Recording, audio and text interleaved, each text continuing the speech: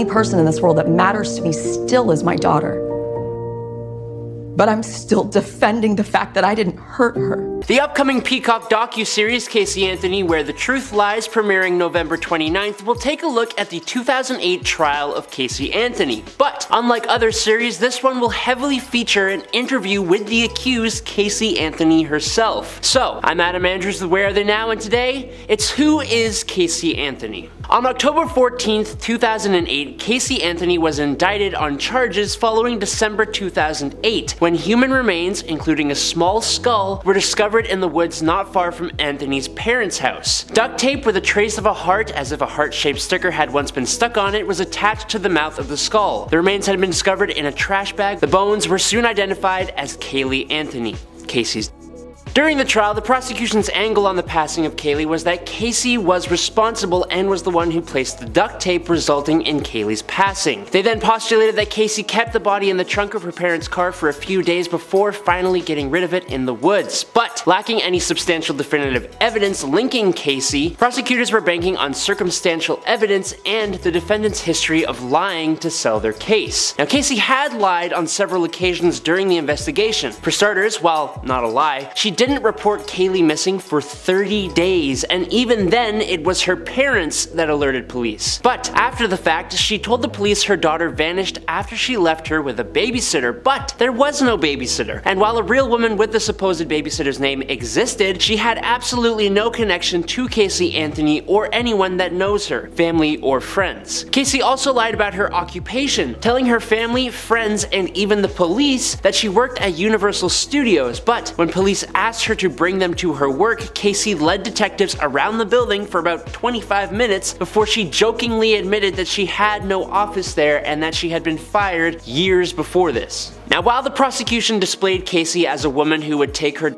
life, get rid of the body, and went about her own life for a month, even entering a hot bod contest at a club just days after the passing occurred, the defense, on the other hand, insisted the passing was an accident followed by panic from a young mother who had a rather dark past and a bad family life. In his opening statement, Casey's lawyer, Jose Baez, stated, quote, "You will hear stories about a family that is incredibly dysfunctional. You will hear about ugly things, secret things, things that people don't speak about," referring to accusations they would make in court about Casey's father and brother and the supposed mistreatment they had inflicted on Casey. In total, the trial lasted for about 6 weeks, ending on July 5th, 2011. The jury, after deliberating for 10 hours and 40 minutes, found Casey not guilty of the main crimes she was accused of. She was instead convicted of 4 misdemeanor counts of lying to law enforcement, 2 of which were later thrown out on appeal. In the end, Casey was sentenced to 4 years in jail and fined $4,000 plus court costs, and on July 11th, 2011, she was released after 6 days with credit because of the approximately 3 years already served during the investigation and trial, and for good behavior at the time.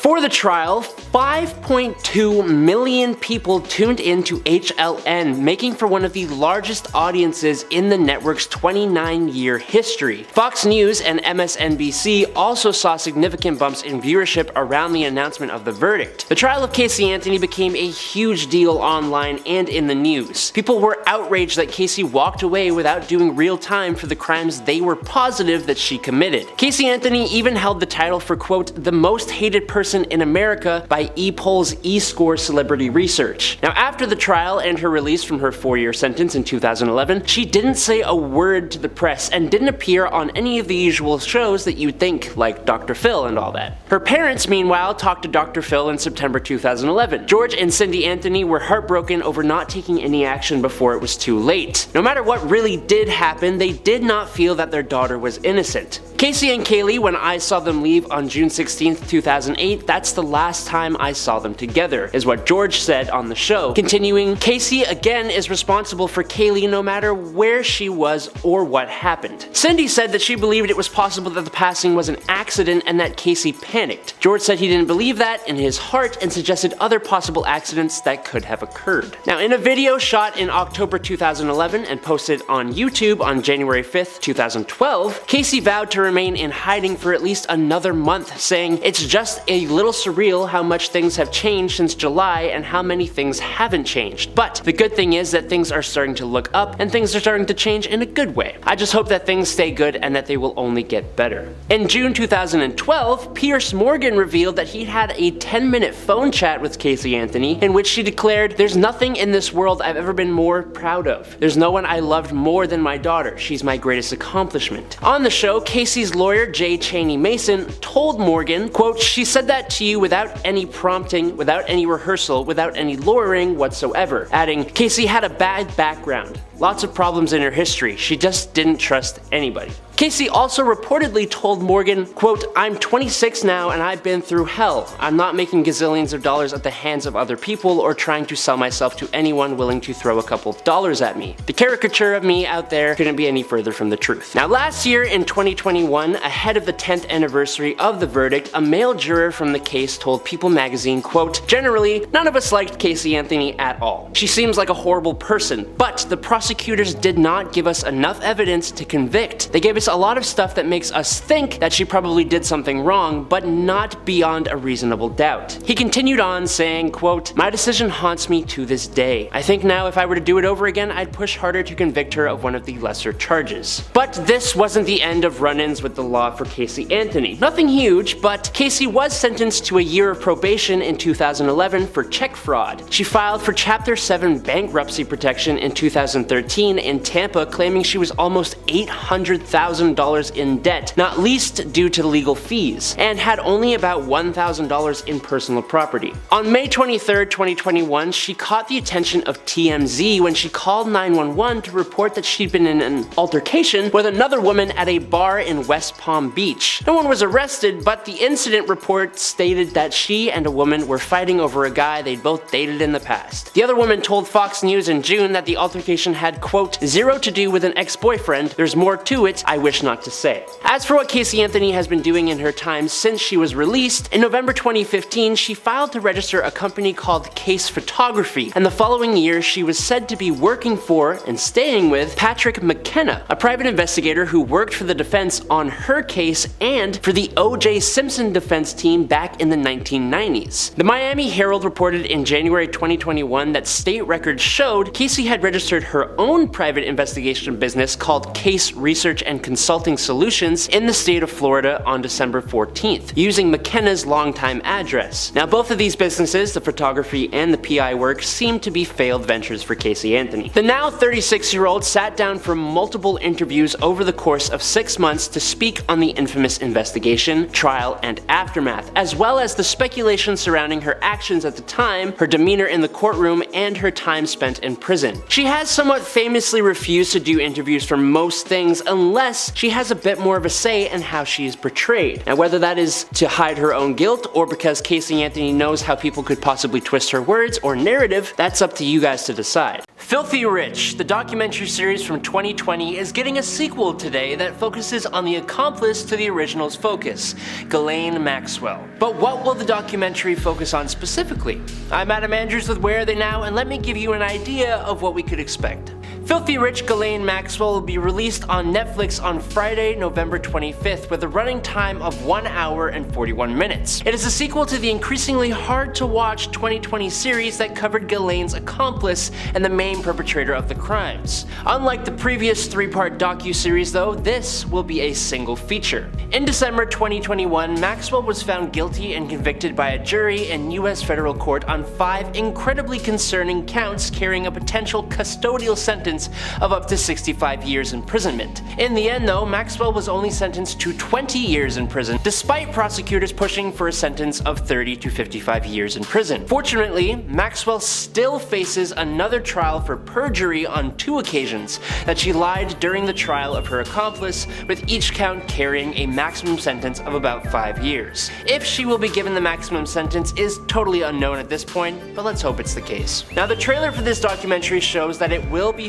fully exploring Maxwell's background, presumably including her relationship with her father, Robert Maxwell, who could honestly get a true crime show all of his own. It will obviously also include her relationship with her accomplice and former boyfriend, the part that Maxwell played in both of their crimes, and the incredibly strange and lengthy trial that led to her sentencing. Now obviously the crimes committed here are the main focus of this documentary, so while the prequel docuseries did go into detail about what these crimes were, the sequel will likely cover them as well. Unfortunately, due to YouTube's demonetization rules, I can't actually say what these crimes are. Most people are aware of the situation, but the crimes committed here are some of the most despicable and uncomfortable acts out there. Here is a trigger warning, just look it up before you decide to jump in. Okay. Filthy Rich also features survivors of the duo who will likely describe the horrors that they faced with their first-hand encounters. Victims like Virginia Giuffre, Sarah Ransom, Maria Farmer, Jennifer Arouse, Annie Farmer, and their lawyers could and most definitely will make appearances in the documentary. If it is anything like the first documentary, then we will also seemingly dance into the territory of other benefactors of the criminal enterprise that Maxwell was a part of, including the exceedingly rich, famous celebrities, former presidents, and certain royal family members. As of the 28th of April 2021, Maxwell was held at the Metropolitan Detention Center in Brooklyn, New York, with her lawyers requesting multiple times for her release on bond until her sentencing, but she was denied bail as a flight risk thanks to her, quote, completely opaque finances, but also the fact that Maxwell had a skill for going into hiding. Her skill at being almost impossible to find actually had the authorities unable to find her to directly serve the criminal and former socialite with court documents. She only communicated with the court through her lawyers, and even they did not know her address.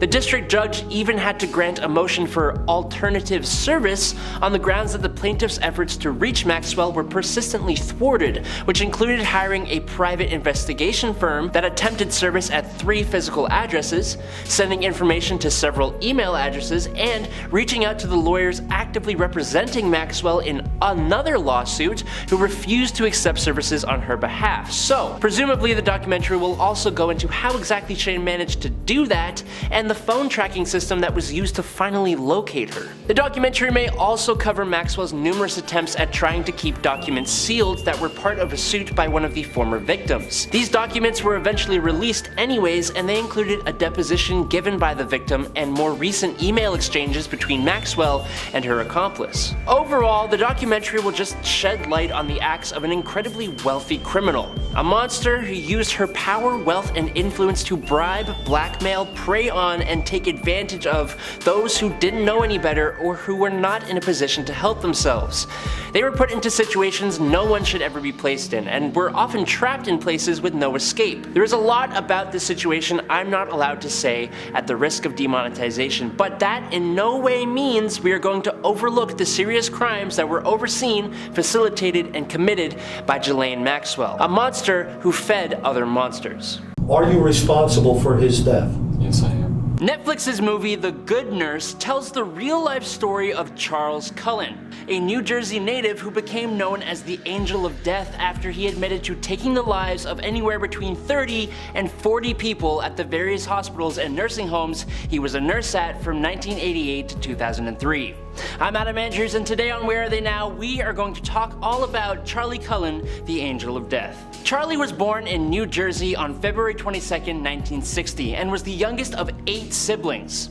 His father, Edmund, was a bus driver who passed away before Cullen turned a year old, and his mother, a homemaker, passed on in a car accident when he was in his senior year of high school. Through a lot of his life before becoming a nurse, he often had a hard time fitting in and was bullied for this.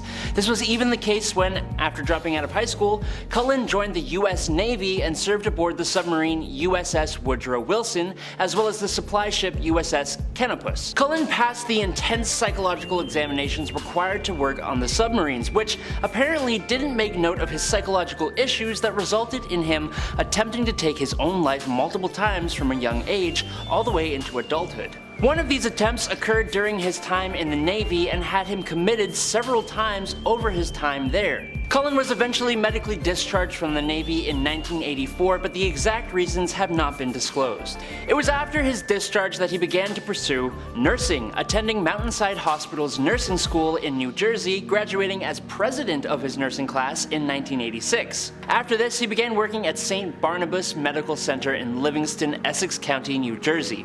It was here that he met Adrienne Baum and married her in 1987, and this is also where the first of his admitted crimes took place the following year on June 11, 1988, when he administered a lethal dose of intravenous medication to a patient.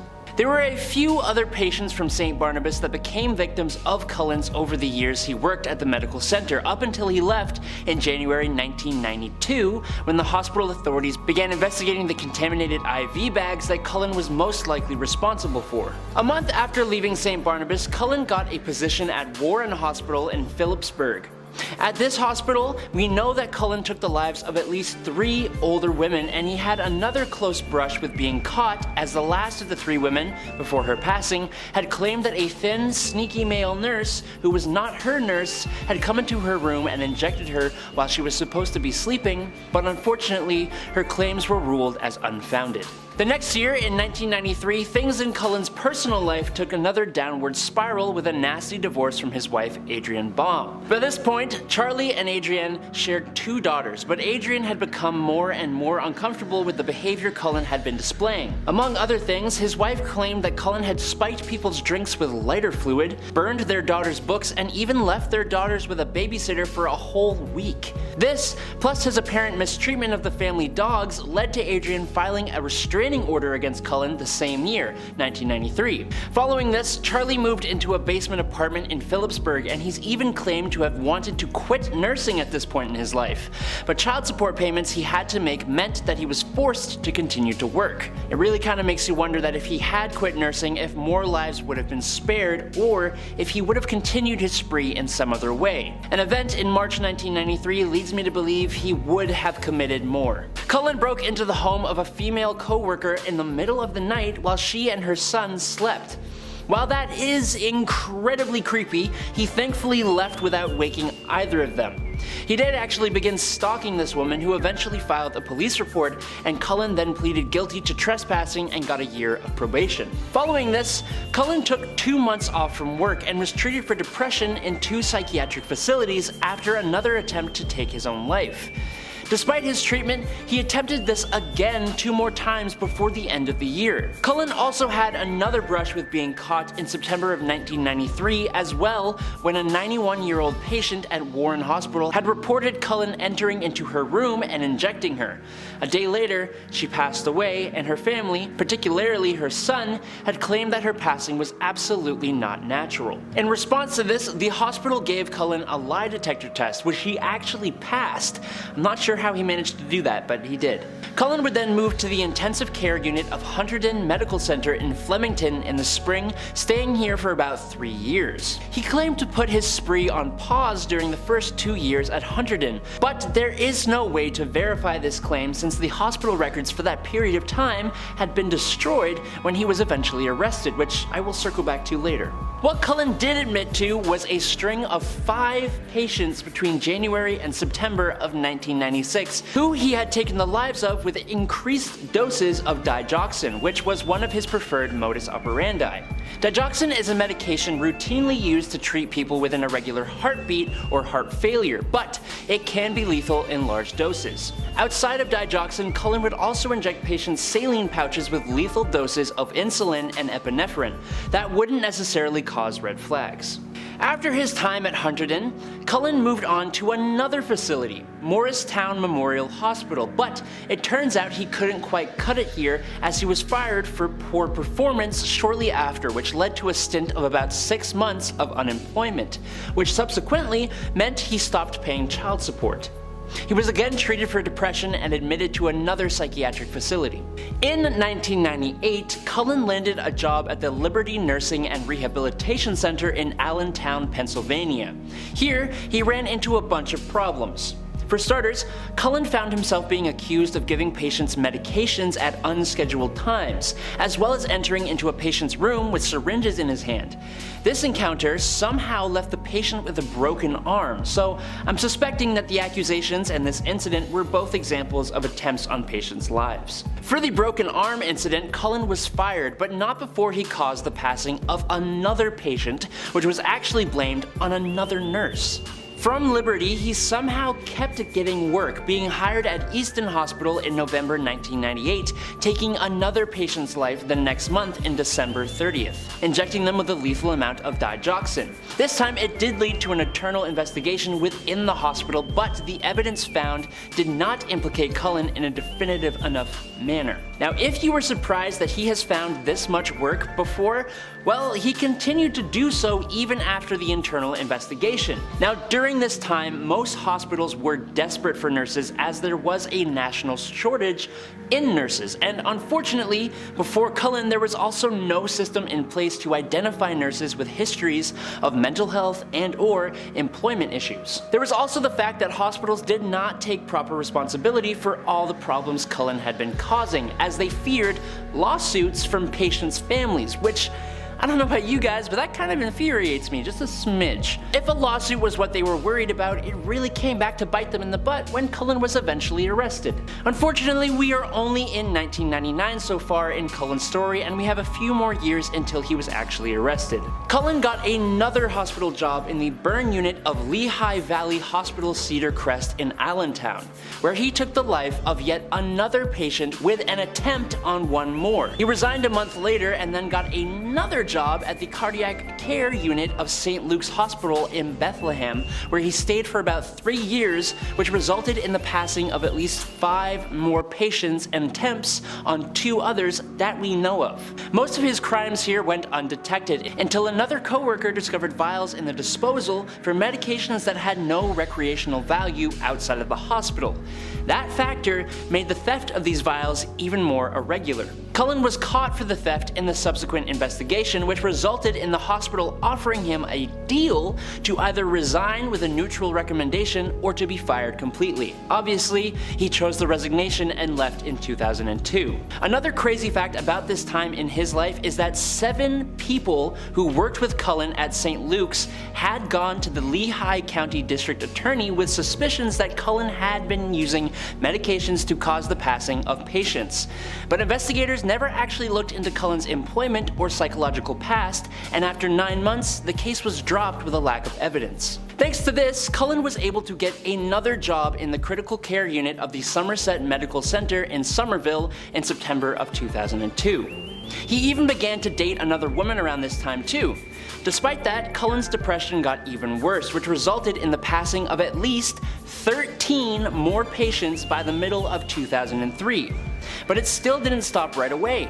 In June of 2003, he attempted to take the life of one Philip Gregor, but was unsuccessful even though Philip would pass away 6 months later. After the hospital began to notice Cullen getting into the rooms and computer records of patients he wasn't assigned, and the computerized dispensing cabinets showed him do a number of things, including requesting medications that patients were not prescribed, and a large number of requests that were cancelled or were in quick succession of one another. The executive director of the New Jersey Poison Information and Education System, in July 2003, informed the hospital's officials of at least 4 suspicious medication-related fatalities within the hospital, which indicated that an employee was likely responsible. But despite that, the hospital didn't contact the justice system until October of 2003, by which time Cullen had been able to take the lives of at least another 5 more patients and another failed attempt on 1 more.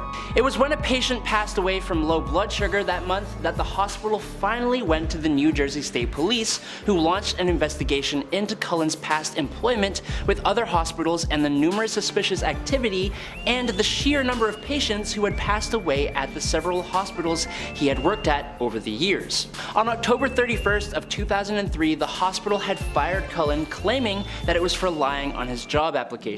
Now, if you have seen The Good Nurse on Netflix, then you are aware of the key role that fellow nurse Amy Lowren played in the ensuing investigation. While working together at Somerset, Amy and Charlie would actually become friends.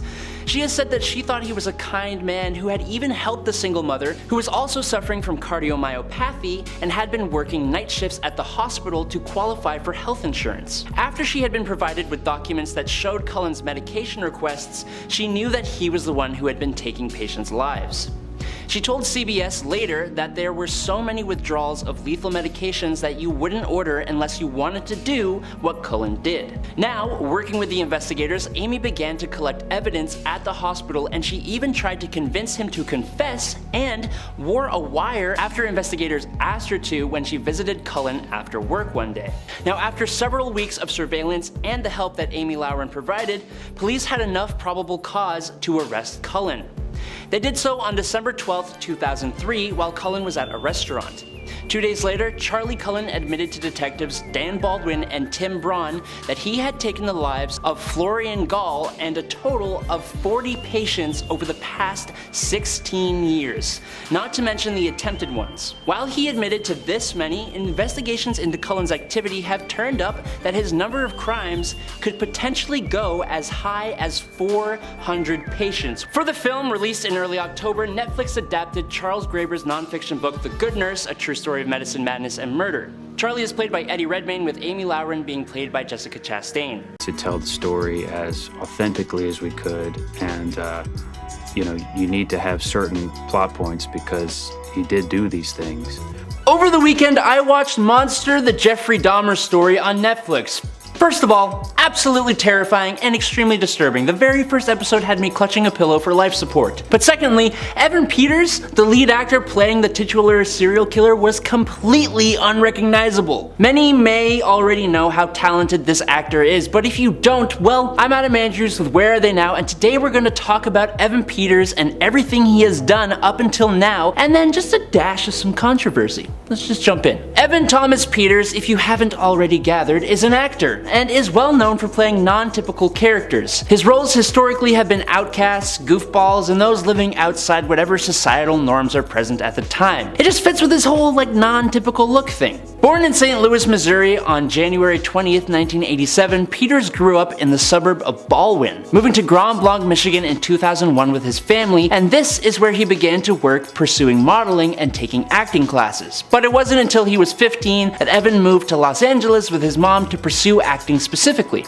In LA, he attended Burbank High School as a sophomore, but a little later was homeschooled instead. Evan's early career was pretty successful in my humble opinion. In 2004, he starred in the film Clipping Adam, for which he won an award for Best Breakthrough Performance at the Phoenix Film Festival. And in that same year, he also had a role in the MGM movie Sleepover, as well as the ABC drama series The Days. Starting in 2004 and going until 2005, he had a recurring role in the first season of Disney's Phil of the Future series as the title character's best friend. And the following 2 years, 2005 and 2006, he played Jesse Varon in the ABC sci-fi thriller series called Invasion. Like most actors early on in their careers, Peters had a bunch of roles in different commercials for Sony PlayStation, Sour Patch Kids, Papa John's, and more. He also had some theater roles as well in productions like Oliver Twist. He had various supporting roles in a few different films like An American Crime in 2007 and Gardens of the Night and Never Back Down, both in 2008. Also in 2008, he had a recurring role on One Tree Hill as Jack Daniels. Other than all of that, he also had one-episode guest roles in a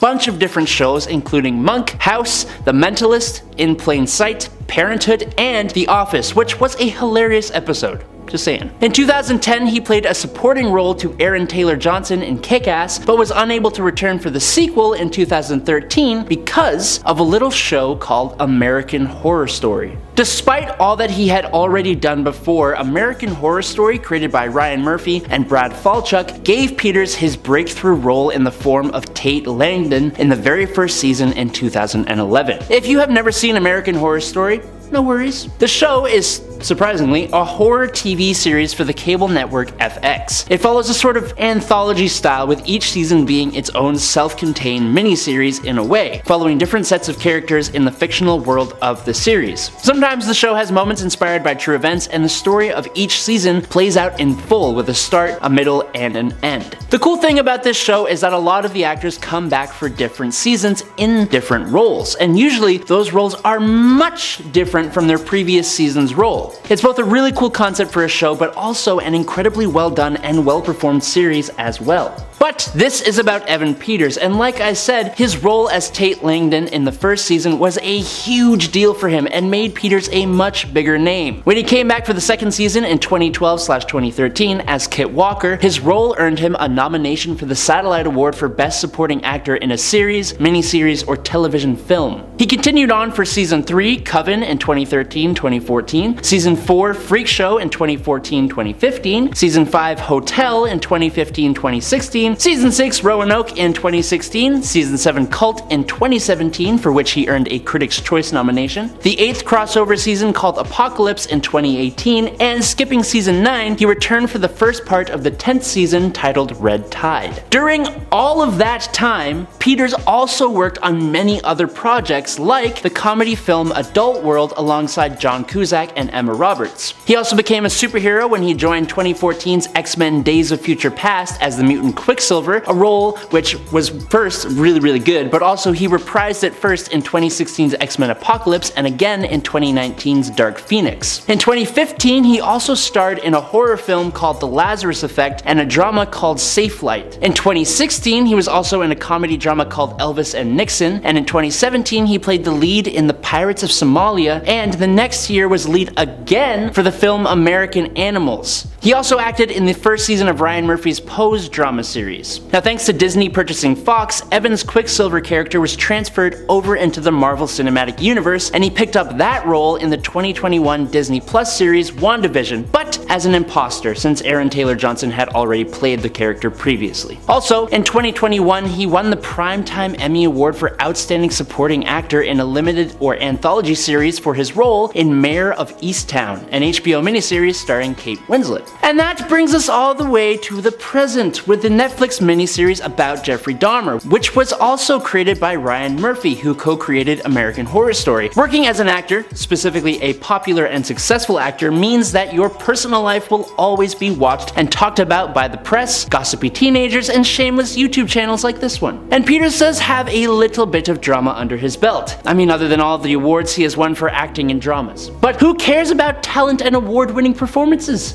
Honestly, he's got like 2 celebrity gossip stories of note, none of which really paint him in a negative light, and both have to do with relationships. Back in 2012, Evan began dating fellow actress Emma Roberts, who is the niece of Julia Roberts, who he met on the set of Adult World, and who would work with him on the set of American Horror Story. The two had a pretty long relationship, but it wasn't entirely smooth. I mean, most relationships aren't, but this was like a dirt road with potholes, the kind of road you're just kind of glad to be off in the end, you know what I mean? In the beginning, they would hit red carpets together and they were spotted strolling around cities like New York and Paris. But in July 2013, someone overheard an argument coming from the room that the couple were staying in Montreal. The argument was loud and aggressive enough that it led to the police being called. When the police did arrive, Roberts was arrested on suspicion of committing a domestic, as Peters allegedly had suffered both a bloody nose as well as a frickin' bite mark. Emma had no injuries at all, so Evan was not charged with anything, but he also chose not to press charges after Emma was released not too much later. They were then photographed afterwards with Emma crying into Evan's arms, and they released a statement together that said, quote, "It was an unfortunate incident and misunderstanding. Miss Roberts was released after questioning, and the couple are working together to move past it." In a, not gonna lie, pretty unexpected move, Evan actually proposed to Emma with a pink and gold diamond ring over the 2013 holidays, which was just about 5 months after the arrest. She wore the ring to both the Golden Globes and an American Horror Story party, but the engagement wasn't the lasting kind, and the two actually broke up in June 2015. At least, they broke up for the first time. At the time, a source said, quote, "The breakup was amicable, there was no drama whatsoever. Emma and Evan are even still friends," which must have been at least somewhat true, because 3 months later they were apparently seeing each other again after being seen holding hands and walking around LA. But what ho, another split you say? Yes, 9 months after being apparently back together, they seemed to split again in May 2016, with Evan even deleting all of their photos together from his Instagram. And in June, she had started dating Christopher Hines, but not for long, because Evan and Emma were back at it again in September of 2016, giving me whiplash whiplash from just trying to follow this damn relationship that finally came to an end in March 2019, calling off an engagement again and Evan moving out. The other relationship that we are going to talk about is the one between Evan and singer-songwriter Halsey. This relationship began publicly after the two were spotted on a trip to Six Flags Magic Mountain in Valencia, California back in September 2019. The following month, the pair made their first public appearance at American Horror Story's 100th episode party dressed as Sunny and Cher. Apparently, Halsey had a massive crush on the actor. Back in 2012, she even jokingly tweeted about her crush on him and his American Horror Story character, which hopefully she was joking, because his character, it ain't the kind to really admire. If you know, then you know what I mean. The pair seemed to have been going strong for a while, with the only real controversy coming from this really weird and random baby rumor because Evan touched her belly in a picture. A source even told OK Magazine, quote, "Their relationship may be new, but she's the girl he intends to marry." And then on his birthday, she even tweeted she couldn't imagine a world without him, which I suppose neither of those statements were really true, since in March 2020 the couple called it quits. The cause of the breakup is not really known, but Halsey did delete all pictures of her and Evan together on her Instagram account, like most people do when they break up with someone. Evan Peters is just 35 now, and with this Jeffrey Dahmer series, plus his other recent work further showing how amazing of an actor he is, I think he has got a pretty bright future ahead of him. It's just nice to see another male actor with an unconventional look who plays the outsider, keeps things private, and isn't a horrible person, getting recognition and praise and doing well in an industry that is so often labeled as shallow. He's always mad at me right here, and he doesn't want a divorce, but I don't like him and don't want to deal with him, so that's just how it is. Like, This week, Netflix has released a new true crime documentary called Sins of Our Mother, which tells the story of Lori Vallow Daybell, the doomsday mom, who is accused of murder and the conspiracy to commit murder after meeting a doomsday preacher who believed that people could be possessed by evil spirits. I'm Adam Andrews with Where Are They Now? Make sure to slap that like button to help us grow, and I'll tell you all about Lori Vallow Daybell and the ongoing investigation. Also known as Lori Ryan Vallow, Lori Vallow Daybell, and Lori Ryan Daybell, she was dubbed the Doomsday Mom after being charged with conspiracy to commit murder and first-degree murder in the cases of her children, JJ Vallow and Tylee Ashlyn Ryan, as well as the first wife of her accomplice Chad Daybell, Tammy Daybell. She is also charged with conspiracy to commit murder in the case of Charles Vallow, her fourth husband, who she married in 2006. Now, Lori, who was born Lori Noreen Cox on June 26, 1973, in San Bernardino, California, had a history of not so successful relationships. At the age of 19, she married her high school boyfriend, Nelson Yanes. At 22, she married again and had her first son, Colby, who never knew his biological father. In 2001, Lori married her third husband, Joseph Ryan, who she had a daughter with, Tylee Ashlyn Ryan. But this marriage also ended in 2005 with her seemingly very aggressive brother, Alex Cox, even attacking and tasing Joseph in 2007. In 2006, Lori got married again, this time to Charles Vallow, and the two eventually adopted his nephew, JJ Vallow. It was around 2015, however, when Lori's fixation with doomsday cults, and specifically doomsday author Chad Daybell and his series Standing in Holy Places, began. I'm not exactly sure when it started, but probably when I was around 11, is what her son Colby had said. He carried on saying, "I was never brought into it, really. I definitely feared it because I heard it from her and because I trusted her. But as I grew up, probably around 17 or 18, I was like, I'm just going to live my life the way I can. I can't live a life of impending fear of something happening. I can't live like that. It's an anxious life, so I never bought into any of the ideas that it was going to happen." Now, Chad Daybell has written more than 25 books that are referred to as, quote, doomsday literature. He is also the president of Spring Creek Book Company, which specifically publishes apocalyptic books and near-death accounts. Lori officially met Chad Daybell in 2008 at the Preparing a People conference in St. George, Utah, which she had gone to with her friend Melanie Gibb. Now, Gibb has said that by the end of the weekend of the conference, Chad Daybell had told Lori that the two of them had been married in 7 lifetimes before this one. Chad also later referred to Lori as an, quote, eternal being of 21 separate lives, only 5 of which had occurred on this planet, which were the same 5 that he had happened to lived on this planet as well. Which is another way of saying this guy was completely off of his rocker and was highly manipulative. But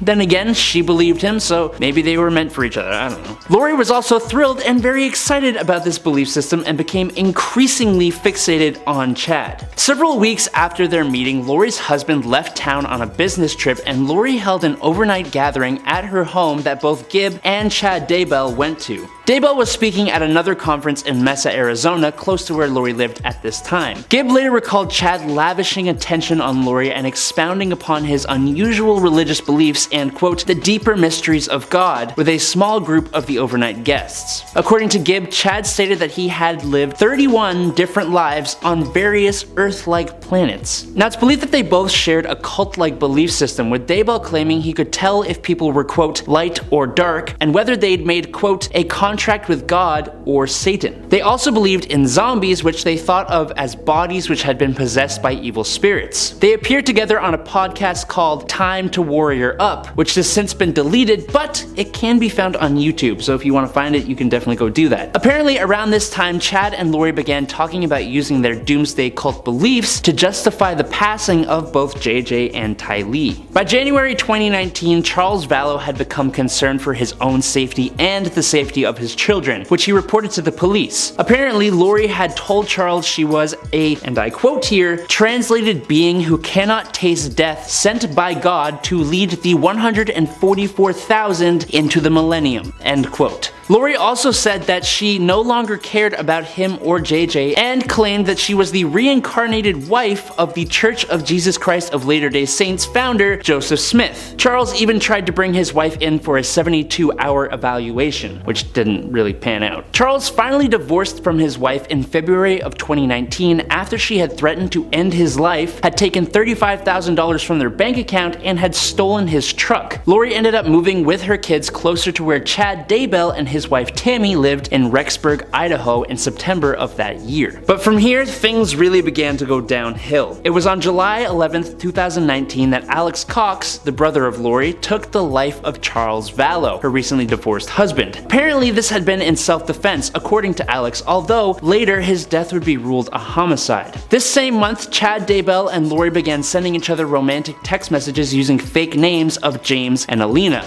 In September of 2019, Lori, her brother Alex, Ty Lee, and JJ went on a trip to Yellowstone National Park, and September 8th was the last day Ty Lee was ever seen alive. JJ was attending Kennedy Elementary School in Rexburg, which Lori unenrolled him from on September 24th and claimed to begin homeschooling the boy, but he was last seen on September 23rd, 2019 in a doorbell video. Chad's wife, Tammy Daybell, died under, quote, mysterious circumstances, originally listed as a cardiac arrest. Around the same time the children went missing on October 19th, 2019. This was 2 weeks before Lori Vallow and Chad Daybell secretly married in Hawaii on November 5th, 2019. Now, a few weeks later, on November 26th, the police went to check in on JJ as his grandmother, Kay Woodcock, reported that she had not spoken to JJ in months. Lori had lied to the police, telling them that JJ was with Melanie Gibb, which Gibb denied. This led to the police declaring JJ and Ty Lee missing, claiming it could be linked to the death of Tammy Daybell, and they named Lori and Chad persons of interest. At this time, the two had flown back to Hawaii. On November 26th, Hawaii police served Lori and Chad search warrants, and this was the day after they were given 5 days to return JJ and Ty Lee to Rexburg, which they failed to do, which led to Lori's arrest and the investigation into both her and Chad Daybell for the crimes of murder. The remains of both JJ and Ty Lee were found in Daybell's backyard on June 9th, 2020. On the next day, June 10th, 2020, Chad Daybell was arrested and charged with 2 felony counts of destruction, alteration, or concealment of evidence, with his bail set at $1 million and that he remain in the area with an ankle monitor. His children came to his defense though. They spoke with CBS News and told him that they believed Chad was innocent and that he had been manipulated by his new wife. But that didn't matter to Judge Stephen Boyce, as he had ruled that the pair will stand trial together in 2023 for murder and conspiracy to commit it. If they are indeed convicted, the pair pair will be considered for the death penalty. In addition to JJ and Tylee, Lori is also charged with conspiring to kill her former estranged husband, Charles Vallow, with the help of her now deceased brother, Alex Cox. According to her son Colby, after his 2 younger siblings vanished in September of 2019, his mother refused to tell him what happened to them. Earlier this month, Vallow was in court for a procedural hearing ahead of her capital murder trial. She refused to enter a plea on the murder charges, so a judge entered a not guilty plea on her behalf. Meanwhile, Chad Daybell has pled not guilty. The pair are set to face trial in January 2023. The trial is set for 10 weeks and will take place in Boise, Idaho. The judge has dismissed Lori's defense team's notion to ban cameras from the court, and so the trial will be camera recorded, but I have no idea if that means it will be streamed like some other recent high-profile cases. As for Lori's brother, Alex Cox, he passed away on December 12, 2019 due to blood clots and high blood pressure. On August 24th of this year, Netflix announced they are releasing a docu-series about Lori Vallow Daybell titled Sins of Our Mother, and it is set to be released on September 13th, 2022. I highly recommend you check it out as it features direct interviews with family members involved, including Lori's son, Colby Ryan.